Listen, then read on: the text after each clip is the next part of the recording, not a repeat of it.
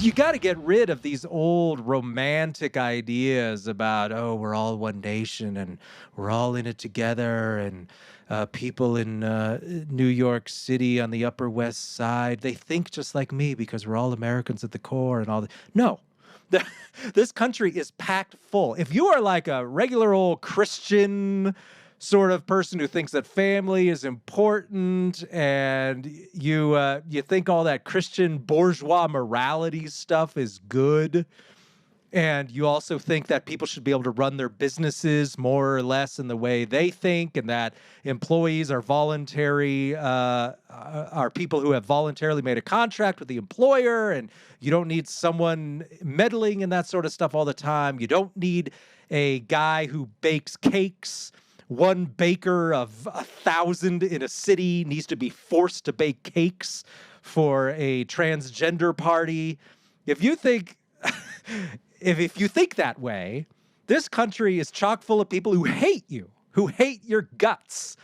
And I mean, we see it on Twitter all the time. They think you're just straight up evil and they want you to die or be jailed. And just look at Twitter.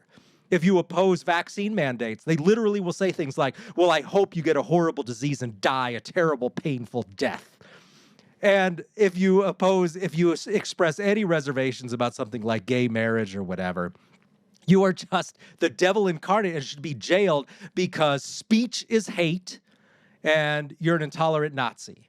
Why would you want to live in a political union with someone who hates your guts? So I just don't understand why people think that therefore separation would not be an improvement on the situation. And you could think about it too. You'd be able to get along better with these people if you didn't have to fear any domestic policy stuff with them, right? I'm sure we can all agree, even with people who hate your guts on all domestic issues, that, oh, yeah, sure, having a military of some sort that is designed to protect North America is fine. We can all agree. Okay, great. That's good.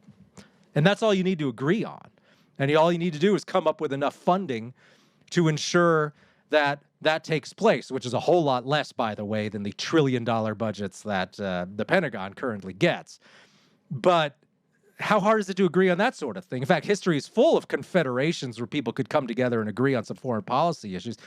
But if you are now worried about people 1,000 miles away who have a totally different way of life and value system, and they have an ability to impose domestic policy on you in some way, that's actually going to cause fear and resentment and ultimately hate.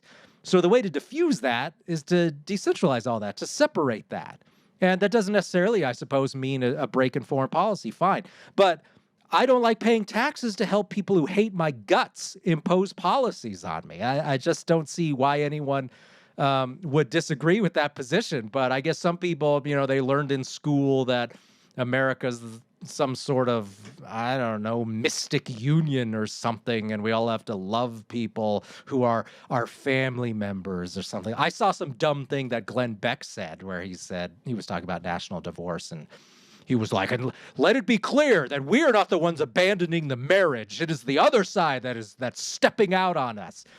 Stop with this marriage analogy garbage. It was never a marriage. It's not a family. It's not some sort of sacramental union.